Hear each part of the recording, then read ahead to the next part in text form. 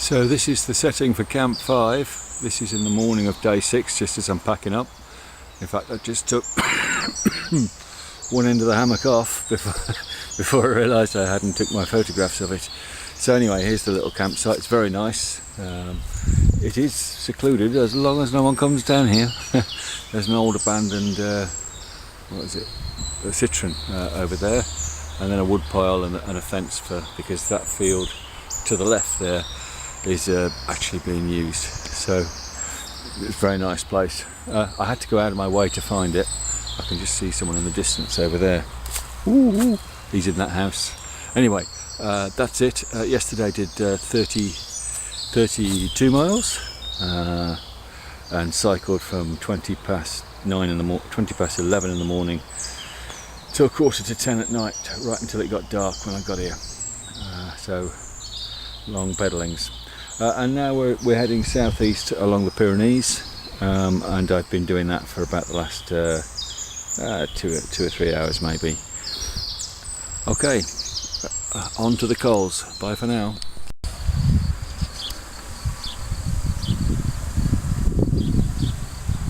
Just spent 25 minutes or so fixing a puncture and putting a boot on the inside of my tyre. You have to go to a bike shop getting new tyres for the front, and as you can see over there, Sam's not a big believer in a high work ethic when it comes to bike repairs. He tends to see it as my specialist area. However, he is on the lookout, and if he sees another dog he will bark, as he has done 3 times already, just to let me know. Bye for now. Camp on day 6 in the evening. It's 7:15. Oh, England are about to start playing football any moment. Oh no, that's 11 o'clock. Anyway, I won't get any of that.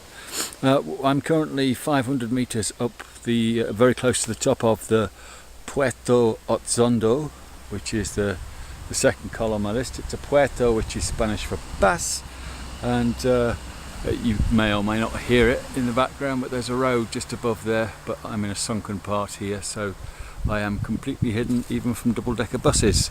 This appears to be some sort of goat track with a stile up the top.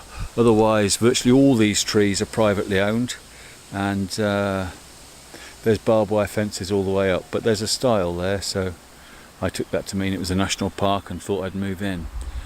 Today I only done about 12 miles as the crow flies, but had a slow start with a puncture, and also had to fix a big hole in the tyre as well, really, so put a boot on that as well, and didn't really get going in the right direction till about midday, so not as long.